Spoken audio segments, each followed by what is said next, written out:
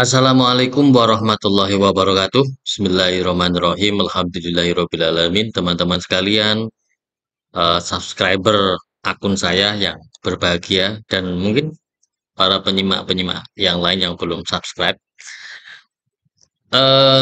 Semalam saya diundang di kantor Kementerian Agama Kota Mojokerto bersama dengan teman-teman pengurus MGMP, TK, SD, SMP, SMA, dan juga beberapa pejabat di lingkungan Magis Kemenak Kemenak Kota Mojokerto dan pengawas. Kami mengikuti kegiatan yang diselenggarakan oleh Pendis Pusat dan salah satu dari acara itu adalah pembukaan yang disampaikan oleh Menteri Agama yakni Profesor Nazarudin Umar yang sangat panjang dan berkesan. Ya, beliau lulusan dari berbagai universitas, memiliki kapasitas keilmuan tasawuf yang sangat kuat dan juga imam besar dari Masjid Al-Istiqlal Jakarta. Dan sangat menarik menurut saya Menteri Agama ini karena gerakannya adalah pembersihan-pembersihan eh, diri para pejabat dari korupsi yang melanda di instansi-instansi tidak terkecuali di Kementerian Agama yang mungkin ada gitu ya. Nah, di paparannya Profesor Nazarudin ini menarik sekali menurut saya karena ini kaitannya dengan pendidikan agama Islam di mana saya kan juga bagian dari ini ya saya sebagai pendidik guru agama Islam merasa bahwa yang disampaikan oleh Profesor Nazarudin itu penting karena ini menyangkut bagaimana ke depan pendidikan agama Islam di sekolah ini. Beliau memberikan pesan kepada para decision maker yang ada di Pendis bahwa pendidikan agama Islam itu harus memiliki tiga hal.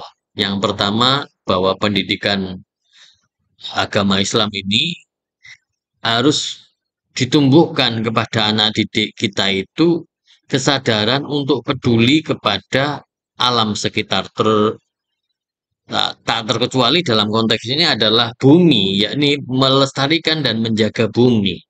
Karena kalau kita lihat bahwa banyak terjadi bencana-bencana alam yang ada di bumi kita ini.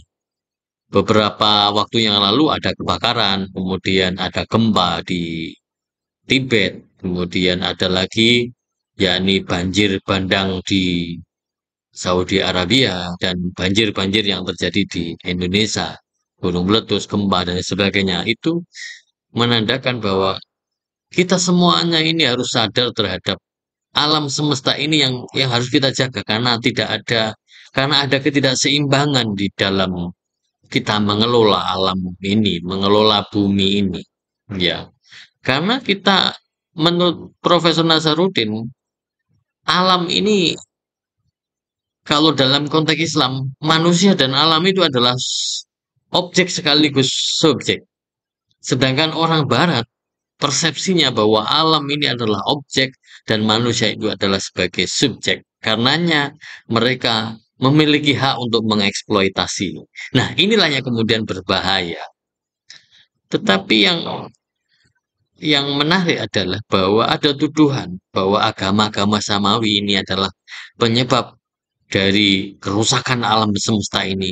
Karena di ayat-ayatnya itu banyak yang mengandung dibolehkannya untuk melakukan eksploitasi. Nah, ini menurut Profesor Nazarudin itu tidak benar karena di beberapa ayat dan hadis itu sangat banyak sekali menekankan kepada umat Islam untuk peduli kepada alam alam semesta ini, ya, peduli terhadap alam semesta ini.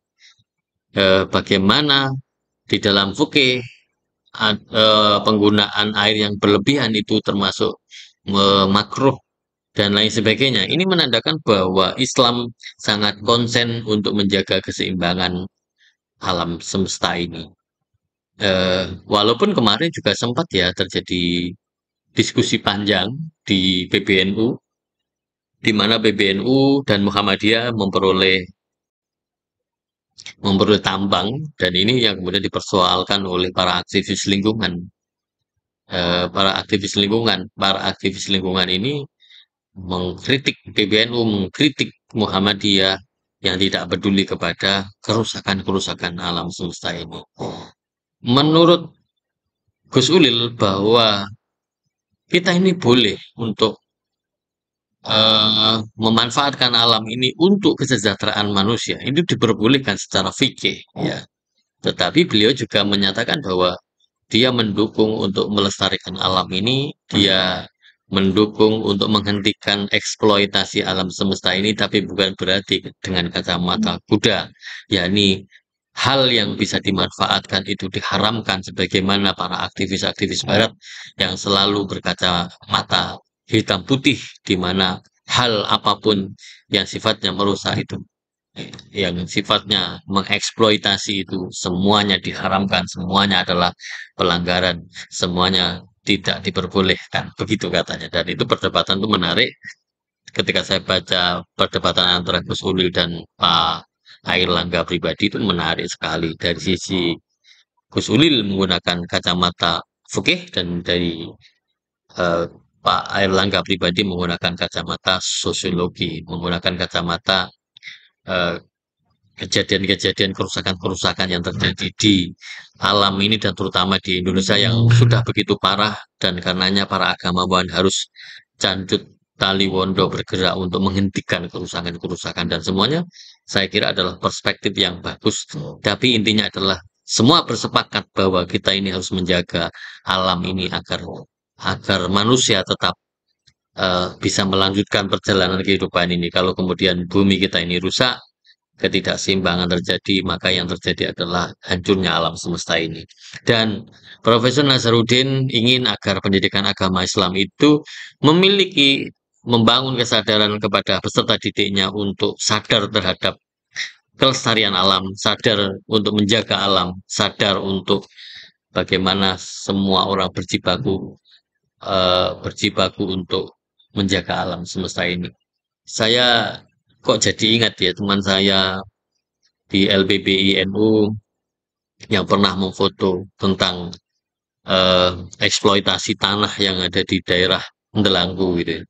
Dan beliau seperti marah, tapi para agamawan itu seakan-akan tidak peduli karena itu bukan bukan wilayahnya gitu kan ya. Tetapi saya ada seorang tokoh profil profil tokoh yang sangat keren, almarhum beliaunya Pak Yai Masul Ismail. Beliau mendampingi rakyat, mendampingi orang-orang warga yang dikeruk dengan galian C, menolak galian C yang dilegalkan oleh oleh para penguasa. Tapi beliau akhirnya dicaci maki oleh para penguasa itu, tapi beliau tetap bersikukuh membela warga yang ada di sana agar tidak terjadi bencana di alam di daerahnya. Dan itu menurut saya kiai yang luar biasa, yang berani membersamai keluh kesah warganya, ya. Dan siapa lagi warga yang terpinggirkan, termarginalkan, mereka adalah warga-warga Nahdliyin, di mana para kiai-kiai menjadi panutan, menjadi eh, ustadz, menjadi kiainya, menjadi tokohnya, menjadi bapaknya, ya, sebagai tempat berkeluh kesah. Dan bapaknya kalau apa, ya apa yang akan terjadi, begitu. Dan saya tertarik dengan kalimat Profesor Nasaruddin Umar ini, bagaimana kita ini menumbuh kembangkan anak didik kita itu supaya melestarikan alam semesta ini dengan merawatnya. Dan saya merasa bahagia sih ada sekolah-sekolah yang kemudian menjadi adiwiyata, di mana merawat tanaman, menjaga lingkungan sekitar, dan ini kita perlu mengapresiasi sekolah-sekolah yang betul-betul mengedepankan lingkungan itu, memperhatikan lingkungan itu sehingga menjadi lingkungan yang sehat, ya, yang sehat untuk menghirup udara kita. Yang kedua, poin yang kedua, Pak Nasarudin berpesan agar pendidikan agama Islam itu harus mengedepankan toleran. Bahasa bahasa toleran itu banyak sekali, yakni misalnya moderat. Dan saya kira sebenarnya kita perlu belajar sih ya kepada masyarakat kita dulu, di mana perbedaan itu menjadi hal yang biasa. Dulu di kampung saya ada LDI, ada NU, ada Muhammadiyah, dan semuanya baik-baik saja, tidak ada masalah. Dengan yang berbeda agama pun tidak masalah dan tidak saling mencurigai dan tidak pernah terjadi konflik dan itu kita perlu belajar kepada masyarakat-masyarakat yang bawah yang tidak ada permasalahan dengan itu semuanya. Dan baru-baru ini saja sih dekade sekian ini yang kemudian mempermasalahkan bahwa mengucapkan selamat Natal itu menjadi apa namanya menjadi permasalahan. Saya lihat misalnya di statusnya Ustadz Nuruddin yang mengemukakan tentang pendapat para guru besarnya di Mesir yang membolehkan untuk mengucapkan Selamat Natal itu dipermasalahkan dan digugat oleh banyak orang. Padahal itu adalah pendapat dari para profesor yang ada di Al-Azhar. Dan itu no problem. Di Iran pun ketika saya lihat itu, ya tidak masalah mereka mengucapkan itu. Dan itu sudah itu benar-benar terjadi toleransi. Ya, kita menjadi keras, tidak toleran kepada lainnya karena kita mengedepankan fikih daripada akhlak. Maka saya teringat dengan Profesor Jalaluddin Rahmat, Kiai Haji Jalaluddin Rahmat yang membuat sebuah buku berjudul Dahulukan Akhlak daripada fikih. Ini menarik ya, karena kalau fikih itu kan bicaranya hukum. Ini hukumnya apa? Ini hukumnya apa? Tapi kalau akhlak bicaranya adalah bagaimana kita bersikap kepada orang lain, ya. Bagaimana kita bersikap kepada orang lain. Kalau diperlakukan seperti ini, bagaimana mereka apa namanya perasaannya bagaimana. Dan ini menarik sekali menurut saya dan kalau toleransi ini kita kedepankan, insya Allah menjadi menjadi hal yang bagus karena memang kita itu harus belajar berbeda. Kita selama ini kan diajari untuk selalu seragam. Kita berbeda. Di sekolah saya, ya yang Nasrani kalau pas pelajaran agama, kalau mau mau berada di kelas ya monggo, kalau mau ke perpustakaan ya monggo enggak masalah. Dan juga mereka ketika mengajukan proposal untuk mengadakan kegiatan Natal juga tidak masalah gitu ya. Dan kita juga memfasilitasi agar mereka bisa merayakan Natalnya. Ada yang beragama Buddha dan kita pun menyediakan menyediakan guru untuk belajar agama. Walaupun anaknya itu cuma satu dua gitu, tapi kita menyediakan guru untuk mereka. Dan ini adalah bentuk-bentuk toleransi yang tetap harus kita pelihara. Dan di Mojokerto ada tokoh yang kemudian menjadi pahlawan bagi kita semuanya. Mojokerto menjadi tetap damai, yakni Rianto yang rela meregang nyawa demi banyak orang terselamatkan di gereja di Jalan Kartini Mojokerto dan ini adalah pelajaran berharga bagaimana kita terus menjaga keharmonisan, menjaga perbedaan agar kita ini tetap bersatu rukun ya tidak terjadi konflik gara-gara berbeda. Inilah yang harus kita jaga dan kita tumbuhkan di kelas-kelas kita perbedaan-perbedaan itu. Saya biasa di kelas itu menerangkan tentang ini ritualnya Nahdliyin, ritualnya Muhammadiyah, ritualnya LDI seperti ini. Dan ini harus kita berikan sih sama anak-anak perbedaan pendapat, perbedaan mazhab satu dengan yang lainnya.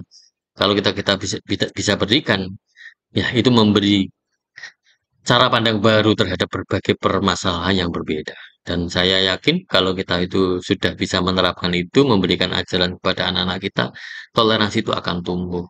Selain pengetahuan cara berpikirnya, juga perlakuan kita kepada orang yang berbeda itu yang akan menjadi contoh bagi anak-anak kita. Saya dulu juga ini ya, waktu ngekos ibu kos saya juga Nasrani ya orang Nasrani, orang orang Protestan waktu itu. Dan kita berdialog. Bahkan beliau bertanya, apa sih maksudnya Injil ini, Pak? Kalau di dalam Islam bagaimana? Ini saya punya pengalaman-pengalaman itu, bagaimana saya berbeda dengan ibu kos saya berdiskusi setiap malam tentang Injil, tentang Al-Quran. Dan itu toleransinya bagus sekali menurut saya ya. Terus kemudian di tempat kerja saya di SMA ini, Saya satu kantor dengan Ibu Elizabeth. Beliau adalah seorang Katolik dan saya banyak bertanya tentang beliau di tradisi Katolik itu seperti apa, seperti apa, seperti apa. Dulunya beliaunya itu Islam, kemudian menjadi Katolik dan dia tahu bagaimana perbedaan antara Islam dengan Katolik gitu kan. Dan dia cerita banyak dan saya mendengarkan dengan baik sekali apa namanya. Oh, itu ya tradisinya. Pak Nathan, guru Kristen yang ada di sini, saya pun juga berdiskusi tentang apa namanya, bagaimana agama dia, bagaimana agama Islam. Sehingga nanti ketika saya menerangkan tidak menjustifikasi seperti ini, tetapi kita memahami perbedaan-perbedaan itu. Oke, itu tentang toleransi. Yang ketiga, yakni tentang nasionalisme. Sebenarnya ketika saya buka-buka di nasionalisme itu sudah ada di apa namanya, penguatan pelajar Pancasila, profil pelajar Pancasila, bahwa nasionalisme itu saat ini memang sangat dibutuhkan sekali ketika banyak orang-orang yang kuliah ke luar negeri, cara berpikirnya itu barat. Ya, berpikirnya itu barat, berpikirnya maupun budayanya itu sudah ke barat-baratan dan dia menghina negeri kita sendiri. Padahal dia disekolahkan beasiswa atas nama uang rakyat, dia diberikan untuk dia beasiswa agar pinter dan nanti pulang bisa membangun negara ini. Tapi justru ketika kepinter dia menjelek-jelekkan negaranya ini. Karena apa? Karena nasionalismenya itu yang kurang. Ya, itu ya. Dan dia suka menghina presidennya, menghina apa saja itu yang di Indonesia bahkan dinamai dengan negeri Konoha. Itu adalah bentuk tidak nasionalismenya dia kepada negeri, kepada bangsa ini. Kalau kemudian terjadi permasalahan, ayo dengan ilmumu kita membangun negeri ini. Dengan ilmumu kita menyelesaikan permasalahan-permasalahan walaupun masalahnya adalah yang sederhana. Saya di bidang pendidikan, maka saya akan fokus dadani di dunia pendidikan. Jenengan yang memiliki passion di bidang apa, ayo kita bersama-sama gotong royong bagaimana negeri kita ini maju bersama. Jangan hanya sekedar eh ngeritik, jangan hanya sekedar ngomong, ngomel, dan lain sebagainya. Itu apalagi merendahkan presiden kita, merendahkan pejabat-pejabat kita, merendahkan negara kita, merendahkan budaya masyarakat kita, merendahkan bangsa kita. Itu adalah bentuk ketidaknasionalismenya dan ini berbahaya. Dan ini sangat berbahaya. Karena apa? Kita tidak memiliki nasionalisme. Tetapi alhamdulillah, kita ini jauh lebih baik sih sebenarnya. Ketika saya di Malaysia, ternyata saya dicurhati oleh orang sana. Nasionalismenya orang Malaysia itu malah berkurang karena orang Cina itu ternyata bahasanya bahasa Cina. Orang India bahasanya bahasa India. Orang Arab bahasanya Arab. Melayu Melayu. Jadi tidak ada nasionalisme di sana dan dikhawatirkan terjadi bentrok antar ras. Kalau di sini walaupun Cina bahasanya bahasa Jawa, ada bahasa Indonesia gitu kan ya. Madura juga sama, kita bahasa Indonesia dan sebagainya. Mereka Madura kalau sesama Madura. Dan saya berharap nasionalisme ini betul-betul menghunjam di dalam hati. Karenanya saya senang sekali kalau setiap hari Senin kita menyelenggarakan upacara, kita hormat kepada bendera. Sayangnya banyak sekali toh masih pada saat Indonesia Raya banyak anak yang masih berseliweran dan ini kemudian saya minta kepada anak-anak untuk ketika hormat ketika Indonesia Raya kita ikuti karakternya Pak Tentara ketika saya waktu di Karangbilang itu di daerah Marinir Bumi Marinir ketika Indonesia Raya semuanya langsung berdiri ya hormat itu dan saya ingin menerapkan di situ jadi ketika Indonesia Raya tidak ada lalu lalang semuanya berdiri dan khidmat mendengarkan lagu Indonesia Raya dan itu adalah sebagai bentuk nasionalisme ketika bendera berkibar maka kita hormat tidak boleh kita ini klesak-klesik tidak boleh ini adalah bentuk penghormatan ini adalah simbol negara kita makanya ketika bendera kita itu berkibar kita harus hormat sebagai bentuk nasionalisme dan ini penting ya sangat penting sekali jangan sampai kita ini belajar ke Arab tapi ke Arab-Araban belajar ke Yaman-Yamanan belajar ke Mesir kita mengidolakan Mesir ya memuliakan Mesir tapi negeri kita kita rendahkan itu adalah tidak nasionalisme banyak teman kita yang kita belajar ke negeri Timur Tengah, tapi ketika di sini bahkan muridnya dilarang untuk hormat bendera karena katanya syirik. Benarkah seperti itu? Sepertinya tidak. Sekian, assalamualaikum warahmatullahi wabarakatuh.